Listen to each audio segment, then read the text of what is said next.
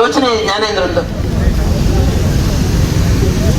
ಇದನ್ನ ಇಲ್ಲಿಗೆ ನಿಲ್ಸೋದು ಒಳ್ಳೇದು. ಇನ್ನು ತುಂಬಾ ಇದೆ, ಈಗ ಮಾತಾಡಕ್ ಹೋಗಲ್ಲ, ತುಂಬಾ ಹೊತ್ತಾಗಿದೆ.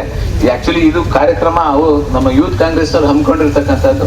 ಅದು ಅವರಿಗೆ ಒಳ್ಳೆ ರೀತಿ. ಇವತ್ತು ನಾನು ACC ಕೃಷ್ಣಮೂರ್ತಿ ಅವರಿಗೆ ಹೇಳ್ತೇನೆ, ಜ್ಞಾನೇಂದ್ರ ಸುಮ್ಮನೆ ಅಪಾದನೆ ಮಾಡಕ್ ಹೋಗ್ಬೇಡಿ, ನನ್ನ ಸುದ್ದಿ ಅಪಾದನೆ ಮಾಡಕ್ ಹೋಗ್ಬೇಡಿ. ನಿಮಗೆ ಅದರಿಂದ ಏನು 5 ಪೈಸೆ ಉಪಯೋಗ ಬರೋಲ್ಲ. ನಿಮಗಿಂತ 1 ಲಕ್ಷ ಟೈಮ್ ನಾನು ಉತ್ತಮ ಇದ್ದೀನಿ. ನೀವು 5 ಸಾರಿ MLA ಆಗಿರ್ಬೋದು, ನಾನು 2 ಸಾರಿ MLA ಆಗಿ ಇಡೀ ರಾಜ್ಯದಲ್ಲಿ ನನ್ನನ್ನ ಅಪ್ರಿಶಿಯೇಟ್ ಮಾಡ್ತಕ್ಕಂಥ ವಾತಾವರಣನ ಕ್ರಿಯೇಟ್ ಮಾಡಿದ್ದೀನಿ. ಇವತ್ತು ನೀವು ಬೆಳೆದು ಬಂದ ಪರಿಸರಕ್ಕೂ ನಾನು ಬೆಳೆದು ಬಂದ ಪರಿಸರಕ್ಕೂ ಬಹಳ ವ್ಯತ್ಯಾಸ ಇತ್ತು. ಸಮಾಜ ನನ್ನ ವಿರುದ್ಧ ಇತ್ತು. ನಾನು ಭೂಮಾಲೀಕರ ಮಗ, ನಾನು ಶ್ರೀಮಂತರ ಮಗ ಅಂತಕ್ಕಂಥದ್ದು ಇತ್ತು. ನಿಮಗೆ ಬಡತನ ಅನ್ನೋದಿತ್ತು. ನಾನು ಒಂದು 10,000 ಒಟ್ಟು ಅದರೊಳಗೆ ಹೋಗ್ತಾ ಇತ್ತು. ಅದರೊಳಗೆ ಆ ಒಂದು ಇಮೇಜ್ ಅಲ್ಲಿ ಹೇಳಕ್ಕೆ ಇಷ್ಟಪಡ್ತೀನಿ. ಏನಂತ ಹೇಳಿದ್ರೆ, 15 ದಿವಸದ ಹಿಂದೆ ನಾನು ಬೆಂಗಳೂರಿಗೆ ಹೋಗಿದ್ದೆ.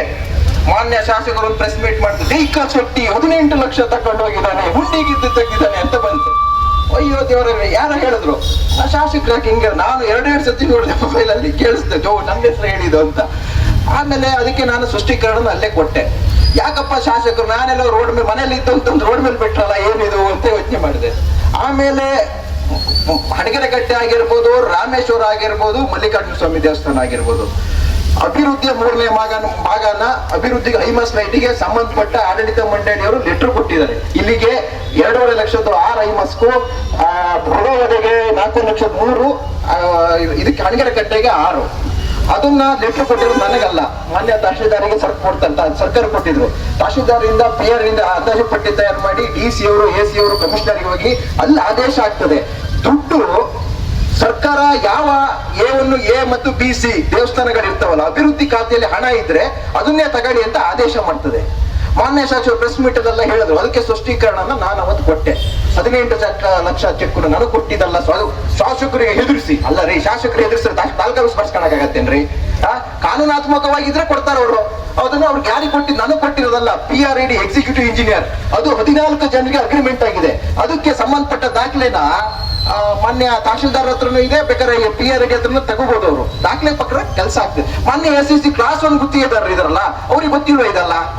ಆಮೇಲೆ ವಿಚಾರಿಸ್ತು, ಏನಪ್ಪ ಹಿಂಗೆಲ್ಲ ಆಯ್ತು ಅಂತ ಹೇಳಿದ್ರೆ, ACC ಕೃಷ್ಣಮೂರ್ತಿ ತಮ್ಮ ಎಲೆಕ್ಟ್ರಿಕಲ್ ಕಾಂಟ್ರಾಕ್ಟರ್, ಕೋಣಂದೂರು ತುಂಬಾ ಲೈಟ್ ಹಾಕದೆ ಅವರೇ ಮಾಡ್ಬೇಕಂತೆ. ಅದೆಲ್ಲ ತಪ್ಪಿ ನಾವು ಮಾಡಿವಿ, ಅದು ಸರಿ ಇಲ್ಲ.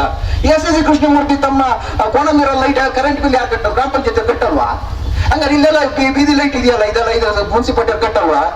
MP ಲ್ಯಾಡಲ್ ಹಾಕಿದ್ದಾರೆ, MLC ಲ್ಯಾಡಲ್ ಹಾಕಿದ್ದಾರೆ. ಪ್ರತಿಯೊಂದಕ್ಕೂ SR ರೇಟ್ ಇದೆ. ಶಾಸಕರಿಗೆ ಗೊತ್ತಿಲ್ಲದೆ ಮಾತಾಡೋದಲ್ಲ.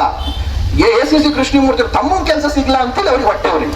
ಅಷ್ಟು ಬಿಟ್ರೆ ಬೇರೆಯವ್ರು ಬದುಕಲೇಬಾರ್ದ ಸ್ವಾಮಿ? ಹಂಗಾರೆ ಇಲ್ಲಿ ಇವರು ACC ಕೃಷ್ಣಮೂರ್ತಿ ಅವರು ಟೆಂಡರ್ ಹಾಕ್ತಾರೆ. ಇವ್ರಿಗೆಲ್ಲ ಇವ್ರಿಗೆ KPTT ಅದೆಲ್ಲ ಅದ್ರ ಮೇಲೆ ಇವ್ರು ತನಿಖೆ ಹಾಕಿದ್ರು.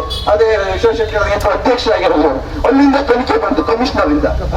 ಲೆಕ್ಕ ಪರಿಶೋಧನೆಯಿಂದ ತನಿಖೆ ಆಯ್ತು. ಅಯ್ಯೋ ದೇವ, 1 ವಾರದಲ್ಲಿ ಆಗ್ಲಿ ತನಿಖೆ ಆಗ್ಲಿ. ನಾವು ಸತ್ಯತೆ ಇದೆ. ಮಾನ್ಯ ಕಿಮ್ಮನ್ ರತ್ನಾಕರ್ ಅವರು ಹಿಂದಿನ ದಿವಸ ಫೋನ್ ಮಾಡಿದ್ರು, ಏನಾಯ್ತು ಅಂತ ವಿಚಾರಗಳನ್ನ ಹೇಳಿದೆ. ದಾಖಲಾತಿ ಕಳಿಸ್ಕೊಟ್ಟು ನೋಡಿದ್ರು. ನಾನು ಇದೀನಿ.